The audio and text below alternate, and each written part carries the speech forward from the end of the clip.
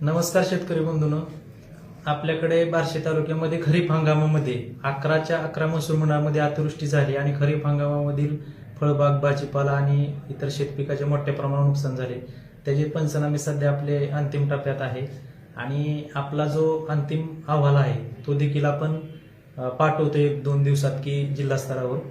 आणि त्याच्यानंतर जी काय मदत आहे त्यासाठी आपण लवकरात लवकर शेतकऱ्यांच्या खात्यावर दिवाळीपूर्वी मिळेल यासाठी आपण लवकरात लवकर शासन स्तरावर पाठपुरावा करून लवकरात लवकर शेतकऱ्याच्या खात्यावर कशी मिळेल यासाठी प्रयत्न करू.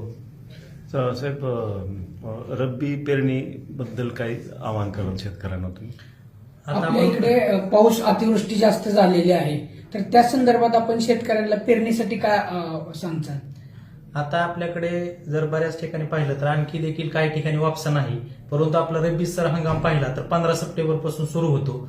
15 सप्टेंबर ते 15 ऑक्टोबर हा मुख्य रब्बीचा कालावधी असतो. परंतु काही पिकं असं आहेत की आपण 15 नोव्हेंबर पर्यंत देखील पेरणी करू शकतो, कारण गेल्या वर्षी देखील आपल्याकडे अशीच परिस्थिती. त्यामुळे आपण जसं जसं वापसा होईल, बऱ्याच ठिकाणी आपल्याकडे अतिवृष्टी झाल्यामुळे वापसा नाही आहे सध्या, परंतु जसं जसा वापसा होईल त्याप्रमाणे आपण रब्बी पिकाची म्हणजे ज्वारी असेल, आपल्याकडे ज्वारीचं मुख्य क्षेत्र आहे. जवळपास गेल्या वर्षी 17,000 हेक्टरवर ज्वारी होती. त्यापाठोपाठ आपल्याकडे हरभरा पीक आहे, तर आणि त्याच्यानंतर गहू, असे 2-3 मुख्य पीक आहेत आपले रब्बी हंगामामधील.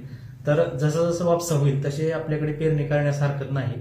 आणि बियाणासाठी मी सर्व शेतकऱ्यांना आवाहन करतो की सध्या आपल्याकडे हरभरा असेल, ज्वारी बियाणं असेल, प्रात्यक्षिकाचं बियाणं हे मोफत शेतकऱ्याला देणं जाणार आहे.